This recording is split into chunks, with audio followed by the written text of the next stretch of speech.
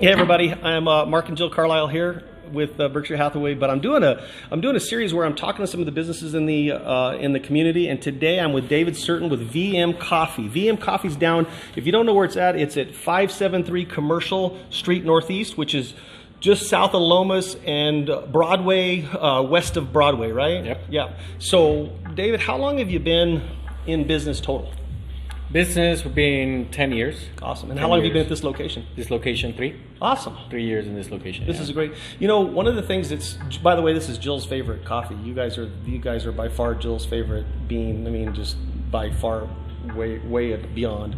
Awesome, thank you. One of the things that she likes is that you do some of the specialty coffees. So tell me a little bit about your hey, business is good. That's good. Tell us a little bit about your whiskey barrel or rum barrel aged coffee. I've never even heard of that. Well, who came up with the idea and how did it happen? Me. I've worked with a lot of breweries coming up with different coffee beers. Okay.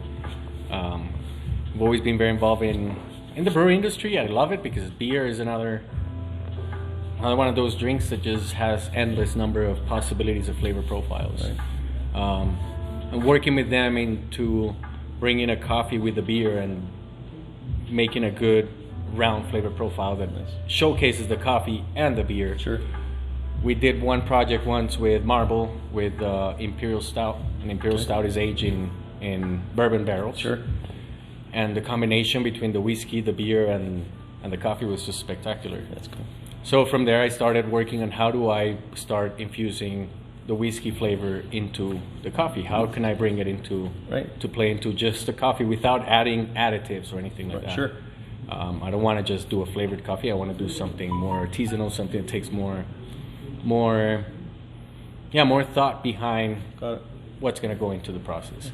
So yeah, I started about 2.5, 3 years ago, aging for about 6 months, pulling out, roasting, sampling, not like it, get a different barrel, get a different age of barrel, doing it over and over again, about 3 years. Finally, we got a really good barrel. We rehydrated the barrel here with all of our systems. Brought in the coffee, put it about 9 months, and yeah, it was sweet spot. So it ends up taking a long time to do it, right? It takes a long time to do it. Wow, that's cool. Yeah, it takes a good time. So right now we have 2 barrels in the back area. One of them is going to be with Imperial Marble Stout. So it would actually be beer, coffee, all engaged. But it's going to take some time for that one to come through. But both flavors that everyone loves. Exactly. All 3 flavors that everyone loves. Exactly. Coffee, beer, and whiskey. And then you've done rum as well. Rum as well. So once I did the whiskey element, I started looking at different liquors that actually pair well with coffee. Right. So rum is one of them, and I have a couple more that I'm working on. That's cool. That is very cool. So they can come here and is it ready to sell yet, or is it still aging? Yeah. No, we have the whiskey ready to sell. We will be launching very soon the rum. Got it. Right now, you're tasting one of the rum. Yeah, it's awesome, by the way. Coffees. It's a little more mellow than I would like to, so I'll have to go back to the drawing board, do a couple of changes, and retaste it again. But this is part of the whole process. Yeah, that's cool. But the rum, I'm hoping to have it out in the market hopefully within the next 2 to 3 weeks. That's cool. Then I'll be doing some other releases of new coffees that are coming out fairly quick. So if you're like a coffee nerd or you're like really into coffee, this is a place to come down and try new types of coffee. Because don't you do some coffee from other regions of the world and different regions of the world? Yeah, I have coffees from all over the world. We have from Central America, South America, Asia. We have from Africa. I mean, we got coffees from all over.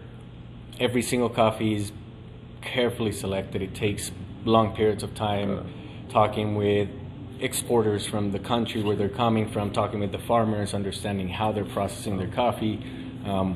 We have our own coffee farm, so we understand clearly what goes to grow a coffee plant, and what values should be brought into a farm to bring a good quality coffee and have good employees and happy employees being taken care of. Yeah, that's awesome.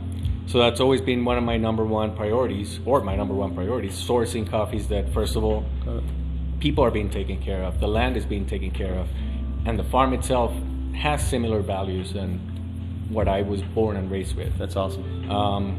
So yeah, we source coffees from all over the world. Right now I'm working on a couple of amazing coffees coming from Colombia as well, just a different region of Colombia. But starting to look for the next world competition coffees that we're going to be submitting. That's awesome. I want to go to the world competitions in just a second here, but let me one question in advance of that is, what have you guys done to manage the pandemic? And have you made a pivot, or have you changed your business model? What have you done to make it through? Well, a few things anyway. We've adapted or implemented, I guess what I'm trying to say, every single step that we can to ensure cleanliness, to ensure sanitation. Right now we have installed hand sanitizer dispensers throughout the building, not only in the front for the customers, but also in the back for employees. We have access to gloves anywhere in the building as well for all the employees, right. Masks. We've implemented sneeze guards, routinary sanitation, cleaning schedules to sanitize every surface within the coffee shop area and the production area. So in essence, it's a bubble. Yeah, it's a pretty clean bubble. I'm very picky about how I do things. Cleanliness is extremely important for me, and regardless of COVID or not, it's been a top priority in this business. And then what about for the customers? I mean, do you have curbside pickup? Do you have delivery? Tell us about that. Absolutely. We have, since COVID started, we started implementing curbside pickup. You can go to our website, vmcoffee.com. Cool. And order online. Whether you want to pick it right out the front door, we'll walk it out to you. If you want to deliver it to your home, we'll bring it straight up to your home. Whether it's just a cup of coffee or bags of coffee, whatever it is. And also you can come in, order, and sit outside in our patio and enjoy the outside. It's been nice lately. It's beautiful. Yeah. I know that we order our coffee and had you deliver it, but you can pick it up here as well. I mean, absolutely. That's a great way to do it. And where can they find you? What's your website? Because it's vmcoffee.com. vmcoffee.com. vmcoffee.com. Yeah. Awesome. vmcoffee.com. I want to go back to the competition coffee. So I think that's Geisha. Is that right? We won 2019. It was in November of 2019. Got it. We went to world's largest roasting competition, the Golden Bean. Wow. We brought 3 different geishas from Colombia. Okay. And we got silver medal and 2 bronze medals in the competition. The silver medal winner was actually in the top 5. Got it. So the final 5s, which is it's a big step for us. Big step. So let's put it in perspective. How many people were there entered into the competition approximately? There were about 1,500 coffees. About 1,500. Yeah. And you end up in the top. You end up with the top 5. In the top 5. Yes. Out of 1,500. Yes. No wonder the coffee's so good. That would be considered the best in the world. It's really good. I mean because everyone's taste buds goal. can be Exactly. Yeah. And my idea of judging of coffee, it's going to be dependent on the judges. Sure. I mean, the judges have been trained through their whole life on how to break apart a coffee and how to tell whether a coffee is roasted improperly, whether the selection process at the farm level was improper. So they are looking at all these different elements that not only depend on me, but depend on the farmer, depend on many people. Right. But at the end of the day, once you roast, you got to be able to bring what that coffee is potentially able to provide. Got it. And by doing that, you impress the judge. Yeah, you can get a good score. That's amazing. And that was November 2019. Yeah. So unfortunately 2020 got canceled. Yeah. I'm hoping 2021 is open, so I'm in the process right now of sourcing these coffees. These geishas were from Colombia, from a farm actually really close to our farm. Now I'm looking at a different region of Colombia, a region of Huila. Okay. I partner up with a really good producer that I met about 5 years ago in Colombia. Awesome. He's just won the Producer Award of the Year, or the award for the Producer of the Year in Colombia. Amazing, incredible job. He's doing revolutionary fermentation processes, things that are only available to him. Sure. And right now I'm in the process of bringing some of those coffees, hopefully have them here by second quarter, right. And slowly start releasing them and then submit them for the competition. That's awesome. And it's kind of wild to think about. It's no big deal for you, but for those of us that live in Albuquerque, New Mexico, you wouldn't think that you could get among the world's best coffees and so much selection here at your place at VM Coffee. You wouldn't think it would be you'd think this would be in LA, or this would be in New York, or this would be in Miami, or this would be, it's hard to believe that it's here in Albuquerque. So that's awesome. I love Albuquerque. I love New Mexico. I feel really happy here, and I'm very proud always to keep pushing for for New Mexico. Every time I go to these competitions, I'm so proud to say I'm from New Mexico. I live here. I am born and raised in Colombia, and I consider myself still Colombian at heart, but I'm also a resident and a citizen of New Mexico, of the U.S., and I'm very proud of all of that. I think New Mexico right now is a lot of new roasteries coming up. Yeah. We have a lot of them. Everybody's doing a great job. I believe that because of our cuisine, our type of food that we have here, our palates are very refined, or are very picky, I would even say. Just eating so much spicy food throughout the day makes your palate more sensitive to absorb flavors, right? So you have something spicy, you still have to somehow feel a flavor. Right.